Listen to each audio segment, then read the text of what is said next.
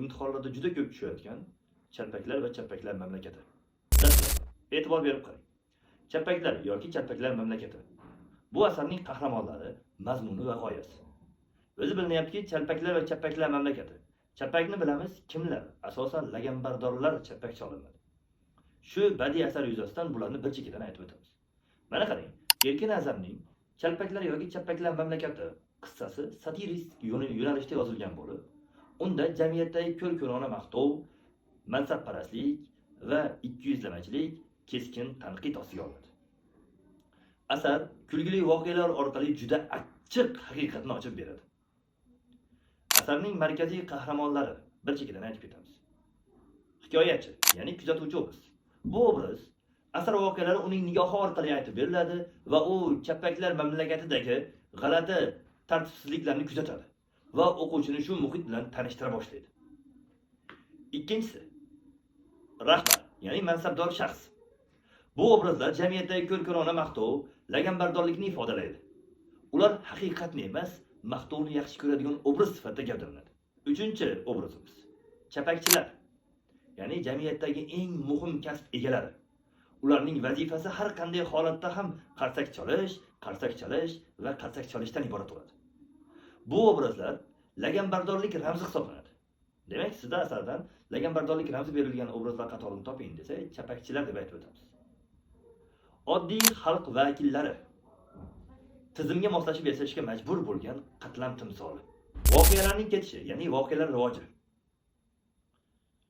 Asar tasvirlangan mamlakat eng qadrlanadigan narsa haqiqat emas, Chalpak. Dastlab Chalpak oddiy hurmat belgisi sifatida namoyon bo'la boshlaydi. Odamlar nutqi yoki yig'ishlarda odat bo'yicha qarsak chalinadi va nutq so'zlagan odamni qarsak chalish orqali kuzatib qo'yish holatlari bor edi. Ammo vaqt o'tishi bilan Chalpak turli holatlarda, turli yo'sinlarda chalina boshlandi. Misol uchun, nutqi yaxshi bo'lsa ham Chalpak, nutqi yaxshi bo'lmasa ham Chalpak. To'g'ri qaror qabul qilingan bo'lsa ham Chalpak, noto'g'ri qaror qabul qilingan bo'lsa ham Chalpak chalina boshlandi. Chalpak bora-bora haqiqatdan ustun qo'yila boshlandi. Yig'ilishlar soni ko'paydi, nutq ko'paydi, xuddiki selektorlarga o'xshab qoldi hozirgi holatda. Hisobotlar esa borgan sari ko'payib ketdi, lekin natijadan darak ham bo'lmas edi. Chunki hamma narsa maqtov bilan yakunlanadigan zamonga kelib qolgan edi. Vaqt o'tishi bilan odamlar haqiqatni aytishdan qo'rqadigan bo'ldi. Tanqid yo'qoladi, fikr bildirish yo'qoladi. Odamlar haqiqatni emas, rahbarlarga yoqadigan gapni qidirishga o'tadi. Lekin keskin burilish paydo bo'ldi.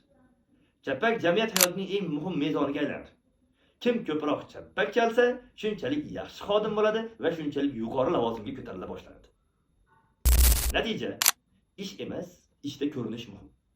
Haqiqat emas, maqtov muhim. Taraqqiyot emas, ma'qullash muhim jarayonga aylanib qoldi. Jamiyat tashqi tomonidan faol ko'rinadi va lekin ichkaridan hech qachon rivojlanmaydi.